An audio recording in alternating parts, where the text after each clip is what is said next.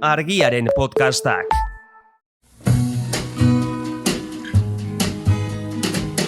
Don't know much about history. Don't know much biology. Don't know much Hau, oroimen histerikoa da. Historia diren istorioek txoratzen gaituztenon podcasta. But I do know that I love you. And I know that if you love me too, what a wonderful world this would be. Don't know much about saio hontan salto ingo dugu nire behintzat gehien gustatzen zaidan mendera. 16. Mende buelta hori, hor gertatu zelako... Gertatu zen honena, dana ona gertatu zen mende hortan. Gaur, bere ondoria gaur egunen arte heltzen direna, por cierto. Baina, bueno, kasu enten, pertsona batengan jarriko dugu fokoa, bere existenea, ja, kontrasanez beteta egon daitekela. Erregina eta Virginia. Bai. Ez dakinik erregina basan. Hori bai. Bitik bat bai. Bi ero esango diguzu. Badaude oraindikan historialari batzuk, historialari serio edo, bere burua seriotzat dauzkaten historialari batzuk, Virginia zela aldarrikatzen dutenak. Hori nola aztertzen da, zehazki? Ikusiko dugu aurrera. Historiaren zeatal arduratzen da. Ze zientzia, ez? Bai. Ze pseudozientzia arduratzen da. Ez dakit, kontua da hori, erregina, ez monarka bat eta zitzen dugu. Bai podcast honetan, baita hurrengoan ere. Eta gaina nahiko ondo itzengo dugu. Bai. Ez da gure ohitura podcast honetan. Monarkiari buruz ondo itzegitea. Zaiatuko naiz ni oreka... Bai, ondo baino igual ez hoi bezain gaizki, esango genuke. Hori da. Bai, eudan, punto gogoratuko da, zuez, etzen den, Alzer Edizionen. Dagoeneko bideo nola baitera abiatu genuen, ze Hawaiko azken printzesa goraipatu genuen nola baita esateko, ez? Entzun, zintuzte dan. Kaiulani. Bere izen osoa, Victoria Kauikiu, Kaiulani, Lunalilo, Kalaninui Ailapa, Cleghorn, zan. Cleghorn. Bai. Da punto esotiko amateko, ez?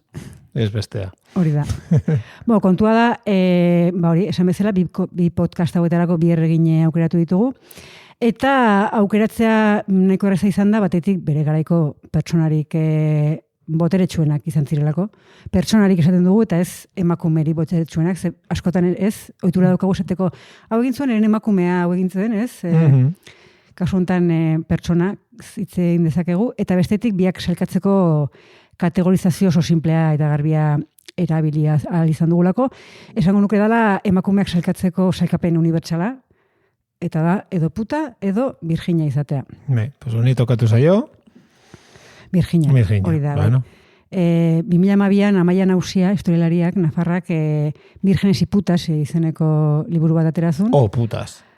O putas, galdera... Bueno, biak abian... Bai. Ja. Bizka zaila ikusten dut. Baina bai. Eta azkenean horrek egitezuna zen, Nafarroko emakumeak hartzen ditu eredu, ez? Sailkapen hori pixka bat azaltzeko. Kasu honetan guk Nafarroako, ez? Nazioarteko aukeratu ditugu, eta gero beste adibide bat horrena da tradizio judeo-kristaua. Jesukristoren bizitzako bi emakume, ez? Pelikulako bi protagonista nagusiak, bi Mariak, bata Ama Virginia da, kontraesan, eta bestea Maria Magdalakoa pusputatzat jotzen da. Eba ere pixka bat orsaikatu daiteke, ez? Maria Magdalenarekin batera, azkenean... Eba, Adanen... Karo, ez? Saieskia. Bekatu originala eta gauza hori da saieskia. Bai. Eta orduan hasiko gera erregina Virginiagatik, ez ona delako, ez? Garbi dago Virginia ona dela eta puta txarra norbaiti, zalantzaren badiatu baldin bazaio. Baina irizpide hori ez dugu erabili, kronologikoa erabili dugu, eta zuk esan bezala, 16. mendera joko dugu, eta ja asmatuko zenuten erregina Virginia Elisabet lehengoa izan zela. 1548an jaio eta 1603an 79 urterekin hiltzena, eta esan dugun bezala bere garaiko pertsonari boteretsuena izan zena.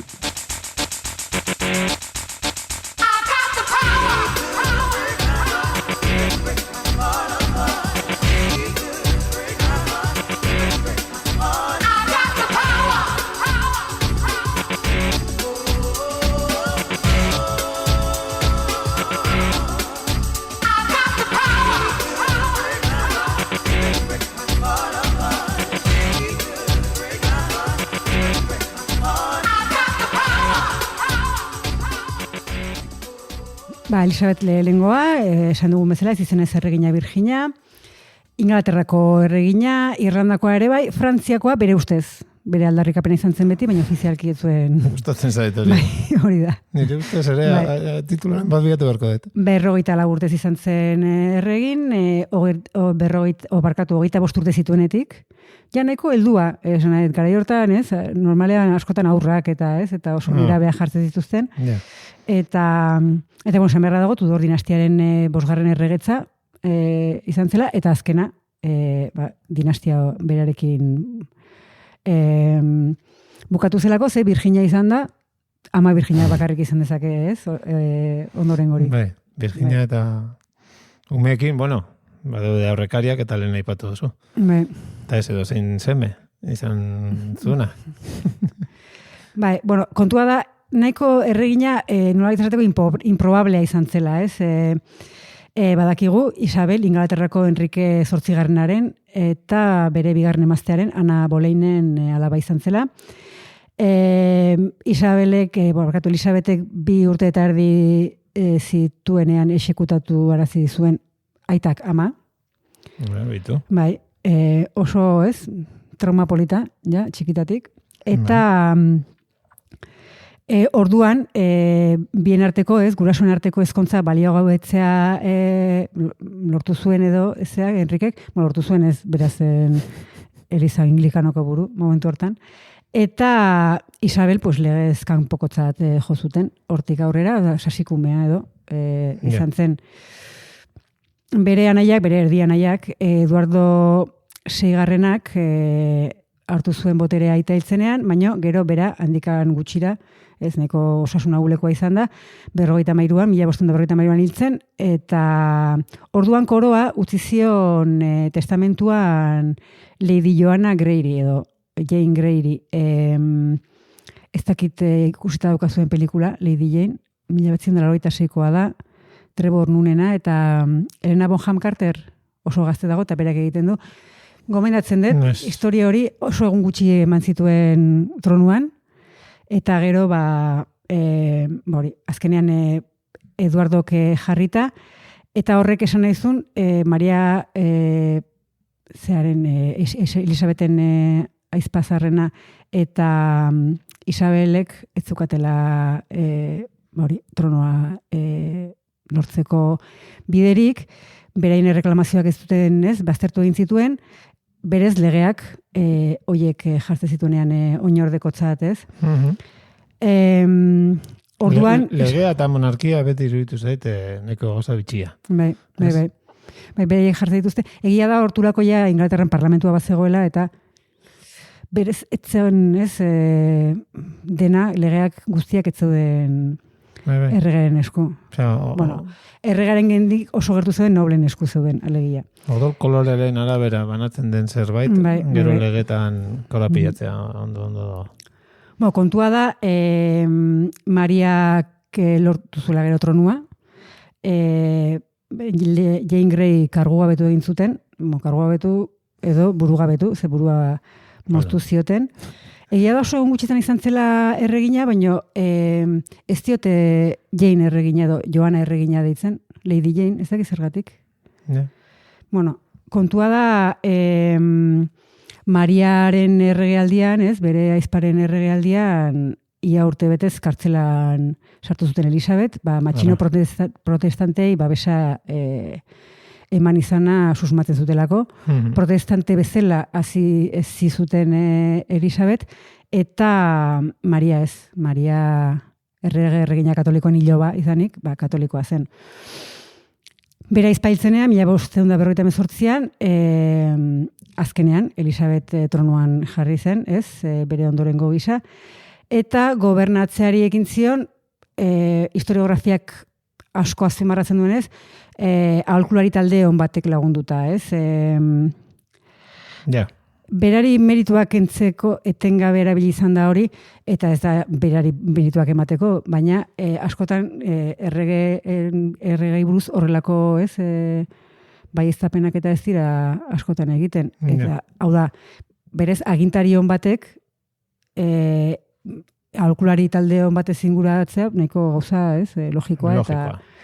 Eta zentzuzko ematen du.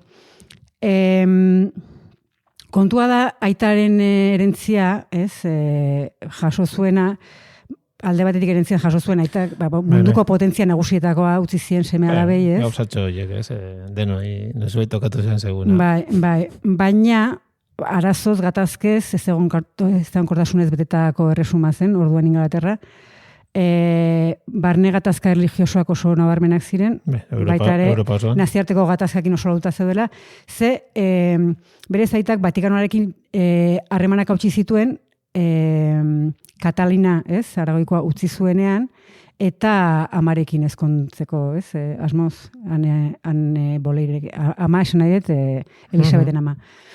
Eliza Anglikanoa sortu zuen, eta herritarrak katoliko eta protestanten artean zatitu ziren, ez? Oso gatazka odoltsuak izan ziren, ze Maria, Elisabeten aizpari, hori, nola katolikoa zen, eta hainbeste protestante hil zituen, Maria odoltsua edo Bloody Mary esaten zaio.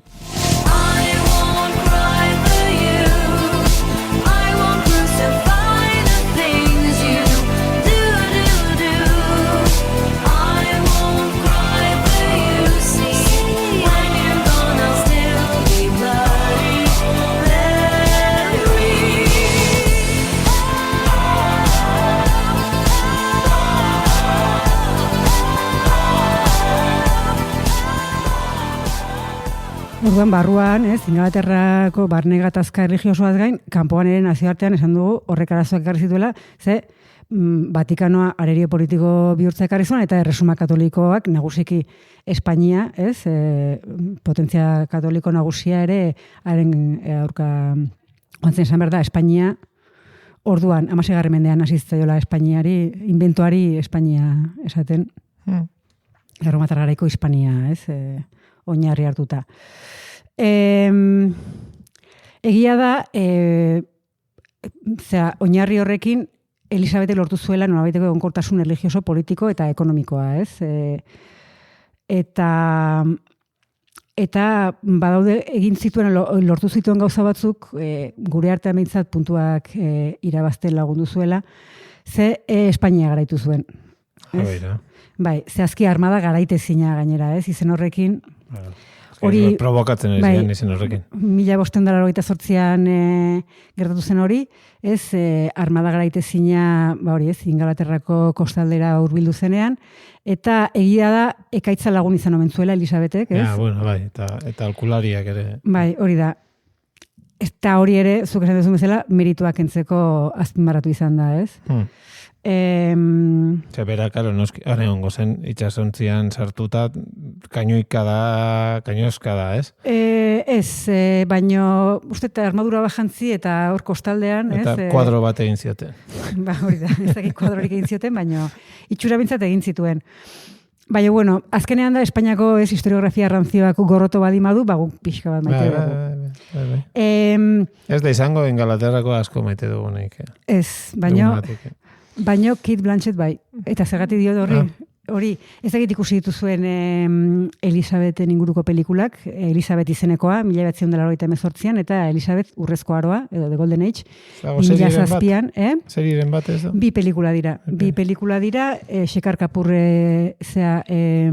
zuzendariarenak, protagonista Kate Blanchett da, Ondo. Eta horrek ja, pues, Elisabeti puntuak, ez? Ostatzen zaizu Kate, Egia da, pelikula horiek jakina oso fikzionatuak daude, ez dira kontakizun objektibo bezala hartu behar, baino nik gomendatzen ditut, nik oso gustoa ikusi izan ditut, eta interesa daukanak, bai. Azkenean askotan historiografia ustez serioa baino egiazkoagoa dela iruditzen zait. Bueno, hor puntuak irabazi arren, ez? Keitek edo Elisabetek, puntua galtzen ditu, nik uste gure ikuspuntutik eta eskoziarrekiko elkartasunez, Maria Eskoziakoa, Maria Estuardo, bere lehengusina, por cierto. Lehen aipatu dugu Lady Jane. Hori ere haien lehengusina zen. Bai, dana familian geratzen da. Hori ere ez da nobedadea. Bueno, tronura heldu zen, gutxi gara bera, edo batzuk bere gaixotasunagatik hil zielako, edo familikideren batek hil zuelako. Bai. Orduan, pues bueno. Bai, hori da. Oso, beste koska bat. Eguneroko jarduera. Bai. Eta, bueno, Maria Eskoziakoa hiltzeko agindu zuen, berak, eta hori eskoziarrek, ez? Azkeneko, ez da Eskoziako azkeneko erregina, bueno, berez bai. Erregina bai. Gero, bai hori da, urrengo Eskoziako erregea bere seme izango zen, Jakube seigarrena, kontua da, Elisabetek, bai. Ondorengorik izan ez zuenez, bere ondorengo izendatu zuen Jakube. Eta orduan... Zerratu zen orduan, Ingalaterrako, Irlandako, Frantziakoa ez, gogoratu bakarrik berak uste zuera. Eta Eskoziako errega izan da. Gero, ofizialki, 1707, hau da, handikan mende batera bihurtuko zen erresuma batuko parte ez, orduan Eskoziako parlamentariak, Londreseko parlamentura, ez, parlamenturen parte intzituztenean, baino de facto, Elisabetek eragin zuen hori, ez, eta afera erligiosoa izango dugu orain, ze hartu zuenean ikusi dugunez, Ingalaterrako, ez, biztanleria neko zadituta zegoen katoliko eta protestanteen, ez, anglikanoen artean, eta esan dezakegu historiako marketing operazio bikainenetakoaren bidez konpondu zuela nola baitere arazo hori, ze protestantea izanik, protestantea jakina pozik zituen, ez? Herritarrak diogu, baina nobleak dira azkenean kontatzen dutena, eta orduan bere inguruko noble protestanteak pozik zeuzkan, eta katolikoi aldiz falta botatzen zutena eman zien nolabait. Berazten elitza anglikanoaren burua, ez? Aita santua ez, kasutan ama santua. Izango litzateke, eta gainera sekula ezkondu ezenez, eta erregina Virginiatzat, ez, publizitatu zuen bere burua, eta ikusi dugunez, ez izen horrekin iritsi da gaur egunera, orduan bere irudi publikoa ere horretara bideratu zuen, eta nolabait ere ama Virginia bihurtu zen, ikono katoliko nagusia, falta botatzen zutenei, ikono hori eman zien. Bueno. Eta ikusi dugunez beraz, etzen ezkondu, etzuen sele alabarik izan, baina etzen Virginia, nire ustez, eta historiari askoren ustez, ze besteak beste, maitaleak izan zituela badakigu, eta izena bizenak zituzten, eta ere maitalen nagusia, Robert Dudley, oso noble ezaguna izan zen. Bai. Ordan, ze historialarik mantentzen du gaur egun ere Virginia izan zala? Adibidez, gero ikusiko du nuenez, ez bakarri Virginia, gizonezkoa zela, defendatzen dutenak ere oraindik badaudelako. Bueno. Bai. Zergatik ezen ezkondu?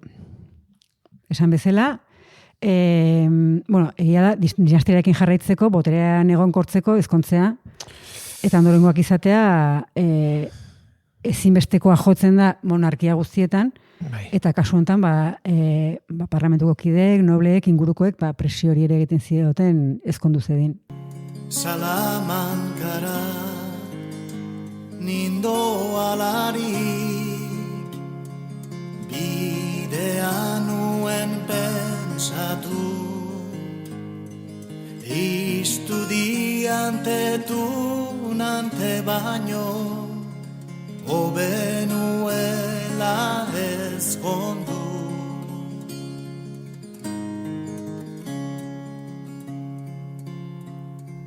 ostatu xume polit batia gozez gelditu bainitzen. Bueno, lokuliska honen ondoren. Bai. esan dugu, historialari batzuk oraindik defendatzen dutela Virginia zela, eta uste dute etzela ezkondu sexuari beldurra omen ziolako. Oh, mama. Beste batzu diote, erditzeari ziola beldurra. Egia da pixka logikoagoa dela, garai hartako erditzearen eriotza tasa oso altua zelako. Baina nik uste ezkontzari berari beldur izateko motiboak bazituela, ez? Kontuan hartuta... Aurrekariak. Gurasoen ezkontza referentziatat hartuta bintzat, ez?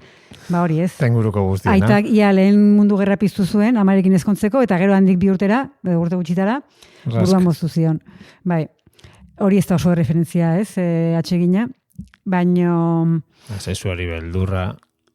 Hori azkenean dira emakume ahul baten arrazoi nolabait ere intimoak, ez? Eta arrazoi politiko-logikoago eta sakonagoak aipatzen dituzte beste, ez, historialari batzuek. Eta da, Ingalaterrako noble batekin ezkonduz gero, adibidez bere maitale Robert Dudleyrekin ezkonduz gero, beste noble batzuk kontra jarriko zitzaizkion, ez? Hor fakzioak sortzeko bide bat izan zitekeen, ez? Noble bat aukeratzea. Ez bazara inorekin eskontzen, ez zara inorekin eskontzen. Hori da. Eta azken, odo Ingalaterrarekin eskontzen zera, ez? Uste horrako bota zuela. Eta Frantziarekin. Hori da, eta Irlandarekin. Eta Eskoziarekin. Eta Eskoziarekin. Lau maitale. Baino bere lengusina hil ondoren. Hori ondoren, da. Eta azkenean ez, bide horrekin parlamentua batuta eta ez bere alde, ez, eusten lagundu zion horrek. Atzerriko potentzia bateko errege familiako kideren batekin ezkontzea, beste aukera bat, ez? Oso erabilia, garai hartan, eta oraindik ere bai. Baina hor tonto ateatzeko aukerak handitzen dira. Agian familia bereko dira, baina beste herrialde batean.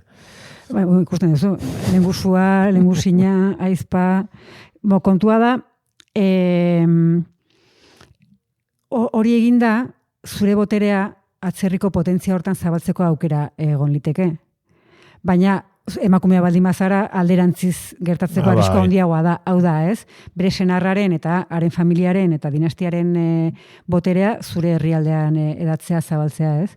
Oheraino sartzen zaizu esaldea, kasu honetan... Bai. Eta beraz, kasu horretan, arrazoi politikoengatik erabakiko zuen horrela, ez?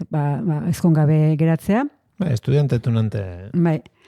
Baina, hasieratik nik uste hil baino lehen ere, beste teoria batzuk ere zabaldu zirela. Eta da, Elisabetek ez omen zuen ez ezkontzea aukeratu, etzen bere aukera, bere erabakia izan. Alaba errez izan zen, ez zeukalako aukerarik ondorengoak izateko, seme alabak izateko. Zergatik ez, batzu diote, antzua zela. Hainbat arrazoi batik, ez? Antzua zela eta ezin zuela seme alabarik izan. Beste batzuk hermafrodita, intersexuala zela, eta zuzenean gizonezkoa zela ere oso zurrumurru zabaldua izan da.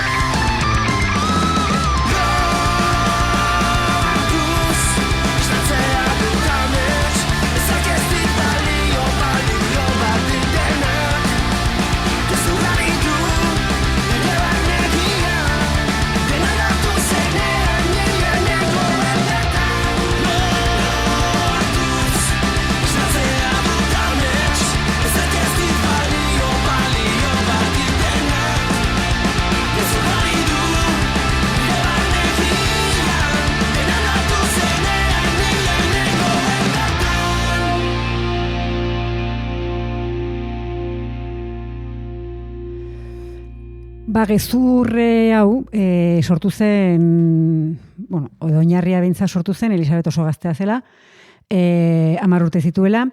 Elisabet orduan Hertfordshireko jauregi batean bizi zen, eta sukarrak, gaixotu omen zen, eta sukarrak jota hainbat aste eman ondoren, hil omen zen. 10 urte zituela, 1943an. Kat Ashley eta Thomas Parry ziren bere zaintzaileak, eta izututa, hiltzela ikusita, eta bere aitaren beldur, Enrique Zortzigarrenaren beldur, hori ere logikoa da. Ostia txarrezekan horreke. Bai. Irten bide bitxi bat topatu zuten, eta adin beretsuko neskato bat topatu, eta bilatu, eta erregearen alaba ordezkatuko zuten. Eta ez zuen inork diferentzia nabarituko. Baino, ez omen zuten neskatu egokirik topatu, eta orduan Neville izeneko herriko mutiko bat, gainera Elisabeten ikaskide eta laguna zena, erabili omen zuten engainurako. Inorrez omen zen iruzurraz konturatu, eta mutiko ura Ingalaterreko erregina izan zen 54 urte, eta 127 egunez. Gustatzen zaite bigarren plan hau, Bai, ez da? Bai. Oso realista da, hipotesia. Kontua da, teoria 19. mendearen herrialdean sortu zen, edo bintzate, agian zurrumuruak egontzian, baina horre teori hori auspotu zuen gertakari batek, eta da, ustez behintzat Tudortarren jantziak zeramatzan aur baten hilobia topatu zutelako Hertfordshireen, ez? Eta nosatuten, Tudor familiaren jantziak, aur bat, Elisabet. Listo. Bai. Personaia ezagun bat izan zen, teoriaren, trukearen teoria hori urte batzuk geroago auspotu zuena, Bram Stoker. Bera, Dracula. Idazle irlandarrak hori da, bai. Orduan hori, da vampiroak eta Elisabeteak. Eta erregina transak, hori da. Bueno, Draculak badu pizkat. Bai, egia da vampiroak eta queer komunitatea bai, oso gertu da biltza, bai. Eta kontua da, hori esan bezala, Bram Stokerrek zabaldu zuen, baina 2013an, hau da, atzo, oso berriki, Steve Berry izeneko historialari estatu batuarra ez, baina historialaria igual komatxo artean jarriko nuke, hori, Steve Berryk konspirazioaren berri xe jaso zuen, liburu bat idatzi zuen, The King's Deception, eta lan hortan esate zuen, hori ez, benetan hori zela gerratu zena. Egia da, Espainiar historiografiak ere zelantzan jarri duela erregina horrekin zerikusia daukan gauza guztiak, armada gaitezinaren porrota, ez, emakume baten benitua ez antzela onartzea kosta egiten da. Orduan, ekaitzari, eta neuritxigago batean, Neville gizajoari, ez, erregina izatera behartu zuten mutiko ari. Garbi dago, teoria horrek ez duelako inolako oinarririk. Batetik, adirazi dugu, inor gutxik espero zuen Elisabet erregina izatea, ez? Oraindikan, sasiko metza zeukaten Elisabet, berez ustez hiltzenean, 10 urterekin, ez? Esan dugu, etzera printzesa, printzesa titula aukatuta zeukala. Bai, ordezkatzeko lan horiek hartzeak zuela, ez? Enbesteko garrantzia, kasu hortan. Bai, egia da, hile omen zen urte hortan bertan Enrikeren azken emazte Catalina Parrek Elisabet gortera hurbiltzea erabaki zuela, heziketa berezia eman zaiola. Ordura artereneko heziketa jasoa, eskola publikoan. Ez, hizkuntza pila bat zekizkin, instrumentua jotzen, denetik. Eta orduantxe berreskuratu zuen printzesa tituloa, eta tronuaren oinoretza eskubideak, baina gogoratu, Eduardo anaia, txikiagoa, eta bere Maria Izpanagusiaren ondoren zegoela. Hau da, biak hil behartzuten, bera iristeko, eta hil egin ziren, bai. Eta gaina hori, gaixotasunez. Bai, ba. Bai. Biak. Edo, bai, hori da. Beti gauza huetan... Bai, ez dakizu, zer bota dioten, ez, gozarian edo, bai. Kontua da, azkenean, egia da, bere bizaren zehar, etengabe ikusi zutela Elisabet. Hau da, hori etzen emakume baten intimitatea, emakume ez gizonena. Ikusi biluzik. Bai. Ikusi biluzik, azkenean txikitatik eta bizitza osoan, ezakit... Ezen bera jazten. Ez hori da. egunero jazten eta erazten, eta gainera oso prozesu luzea izate zen, batez ere emakumeen kasuan, ez? Bai. Eta gainera, azkenean, erreginen ugalkortasuna, erreginena batez ere, estatu afera zen. Eta orduan, medikuek etengabe egiten zizkioten azterketak, ez? Eta ez dakigu, ez zen sekula, ez? Aurdun geratu, baino, badakigu, garaiko medikuen arabera, ez zegoela ezer arrarorik. Eta hala balitz, eta hain estatu afera balitz, 54 urtez agintean, ez dakipa. Ez. Eta mutiko bat zetzen, Horregatik, hori garbi dago. Baino batzuntzat, ez, Turkiaren historio harrigarri hori sinesgarriagoa da, Elisabet emakumea zela. Ni horrekin garatzen naiz. Behin ja hasita, ez? Erregina trans. Bai. Pues, oitu. Kontua da, elitzak trans izango, ez? Esan nahi, ez dela genero kontu bat, da... Transhistoria. Bai, Nebilek etzun aukeratu. Ja. Nebile, ez zen existitura egin, baina, bueno, kontua da, berriki, zorionez, History Extra, hori da BBC-ren historia aldizkarian, hori, konspirazio teoria honen berri ez, ematezuen artikulo bat landu dutela, eta azkenean Tracy Borman izeneko historialariak kategorikoki azaldu du, inolako zentzurik ez daukala teoria honek. Eta hala ere, badaude, oraindik ere, gorpua exhumatzeko beharra ikusten dutenak, ez, ia 5 mende geroago, Steve Berry, aipatu dugun ustezko historialari hori dago horien artean, ez? Azkenean gorpua lurpetik ateratzeko eskatzen dutena eta aztertzeko, hori, ze gaina argudiatzen dute, zaiola inoiz egin autopsiarik Isabeli, eta nahi dute hori egin azkenean egiaztatzeko emakumea zela. Ja. Hori nik esaten dizut, gorpua exhumatu gabe.